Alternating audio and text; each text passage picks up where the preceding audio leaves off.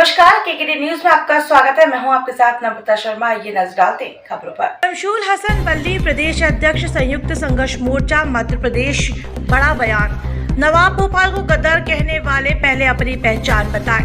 भोपाल नगर निगम परिषद की बैठक में भोपाल नवाब हमीदुल्ला खां को गद्दार कहे जाने को लेकर मचा बवाल। आइए सुनते हैं क्या कहा भोपाल नगर निगम किशन सूर्यवंशी ने। तो आंदोलन करने वालों पर गोली चला करके राष्ट्रभक्त भारत भक्तों पर गोली चलाना कांग्रेस के विधायक बताए कि क्या देशभक्ति की श्रेणी में आता है? भोपाल की रियासत को पाकिस्तान में शामिल करवाने की मानसिकता नवाब हमीदुल्ला की क्या देशभक्ति की श्रेणी में आती है?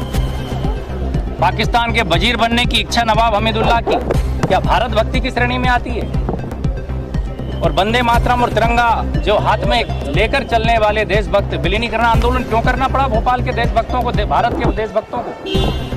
विलीनीकरण आंदोलन की आवश्यकता क्यों पड़ी? क्योंकि नवाब हमीदुल्ला भोपाल की रियासत को पाकिस्तान में शामिल करना चाहते थे। इसलिए भारत भक्तों को जरूरत पड़ी कि भोपाल में यह आंदोलन खड़ा हुआ, बोराज से शुरू हुआ, हजारों लाखों लोग इसमें शामिल हुए और उस आंदोलन करने वालों पर भी गोलियां बरसाने से नहीं चूके नवाब हमीदुल्ला। 6 लोग शहीद हुए जिनके हाथ में तिरंगे थे। इतिहास को पढ़े नवाब हमीदुल्ला के प्रस्ताव सरकार को नगर निगम द्वारा ये संकल्प पारित किया गया है। अब ये सरकार के पास जाएगा और इस पर उचित निर्णय होगा। सब माना जाए कि गद्दार थे। नवाब हमीदुल्ला गद्दार थे, हैं और रहेंगे, ये इतिहास कहता है। नगर निगम किशन सूर्यवंशी ने तो सुना आपने। आइए सुनते हैं मंत्री नरेंद्र शिवाजी पटेल क्या कहा नवाब हमीदुल्ला खां के बारे में। अब जिस भोपाल नवाब ने भारत वर्ष में विलय होने की सहमति नहीं दी, 15 अगस्त 1947 को देश आजाद होने के बाद में भोपाल रियासत में तिरंगा झंडा नहीं फहराया गया था, जिस नवाब ने भारत के लोगों पर गोली चलवाई थी, 6 से ज्यादा लोगों की हत्या कराई थी, ऐसा नवाब देशभक्त नहीं हो सकता, गद्दार था। निश्चित रूप से उसके नाम से बनी हुई कोई भी इमारतों, संस्थानों, सबको बदलने की आवश्यकता है। सुनिए, संयुक्त संघर्ष मोर्चा के प्रदेश अध्यक्ष शमशुल हसन बल्ली ने अपने विरोध दर्ज करवाते हुए मीडिया को संबोधित किया। शमशुल हसन ने कहा कि भोपाल नवाब पे उंगली उठाने वाले पहले खुद अपने आप का पता बता दें और ये बता दें कि आप राजधानी भोपाल में कई सरकारी विभाग उसी नवाब भोपाल की बनाई हुई जगह पर स्थापित है, जिसे आज वो गद्दार कह रहे हैं।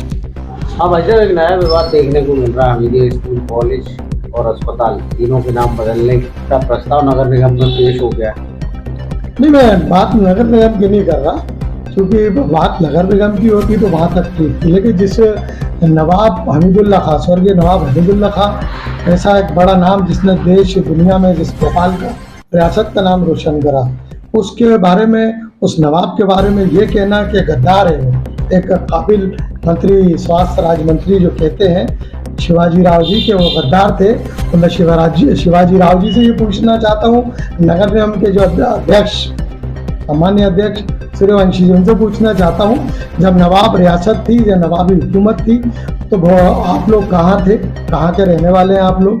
और भोपाल की बात कर रहे हैं तो भोपाल की बात करने का आपको अधिकार नहीं, क्योंकि आप तो भोपाल के रहने वाले नहीं है। जब नवाब हुकूमतें थी तो आपके अते पते भी नहीं, पैदा भी नहीं हुए थे।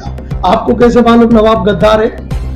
नवाब की जमीन पे शिक्षा हासिल कर रहे हैं हमीदिया कॉलेज में, नवाब की जमीन पे हमीदिया हॉस्पिटल में इलाज करा रहे हैं, नवाब की जमीन पे नौकरियां ले रहे हैं, नवाब की जमीनों पे कब्जे करके कॉलेजेस बनाए हुए हैं, नवाब की जमीनों पे शिक्षा, तालीम, इलाज धंधे कर रहे हैं, बिजनेस कर रहे हैं, नौकरियां कर रहे हैं। और पुलिस कंट्रोल रूम उठाइए, PHQ उठाइए, मिंटो हॉल उठाइए, और नगर निगम उठाइए, कलेक्ट्रेट उठाइए, लोकायुक्त उठाइए, हमीदिया महाविद्यालय उठाइए, सारी जगह नवाब हमीदुल्ला के नाम से जितनी डिग्रियां, जो इलाजेस कराए, जो डॉक्टर्स, जो और जो लोग डिग्रियां हासिल हमीदिया के नाम से हासिल की, वो सबको आग लगा दीजिए आप। वो तो आप मानेंगे कि हमीदुल्ला गद्दार थे।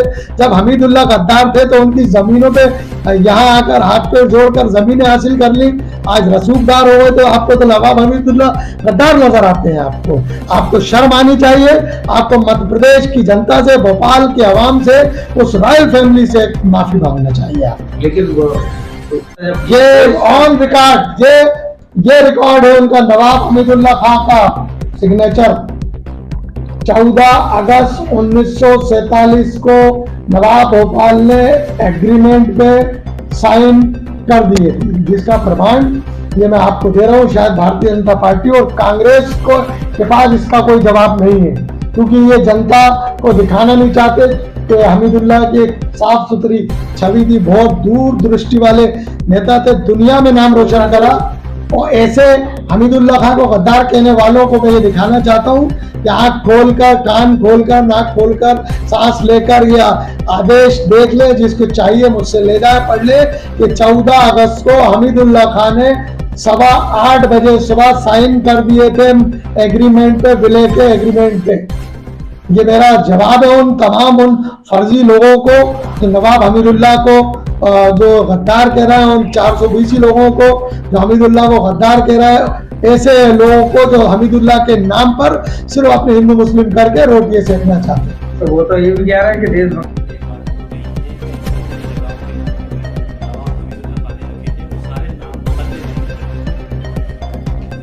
वल्दियत बदलना है तो उसमें क्या परेशानी है, अपनी वल्दियत भी बदलना चाहिए। बड़े होंगे मंत्री, मैं नहीं डरता किसी से बोलने में।